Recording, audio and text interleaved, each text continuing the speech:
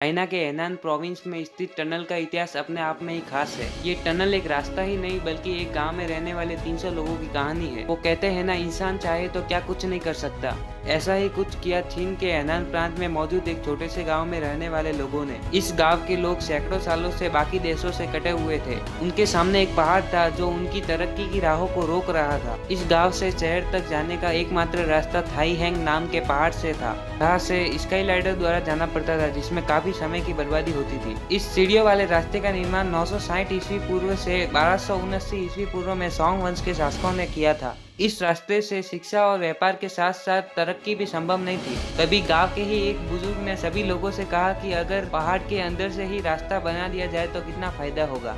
आखिरकार बिना किसी इंजीनियर और शिक्षा के ही गांव के तैयार लोगों ने खुदाई का काम शुरू कर दिया। उनके पास हथौड़ी जैसे सामान्य उपकरण ही थे। रस्सियों द्वारा पहाड़ से लटककर 1-1 इंच की खुदाई की। 3 दिन में मात्र 1 मीटर की खुदाई हो पाती थी। जैसे ही सुरंग दिखाई देने लगी, लोग इस काम में जुटे गए। 5 साल में ग्रामीणों ने 1250 मीटर लंबी सुरंग खोद डाली।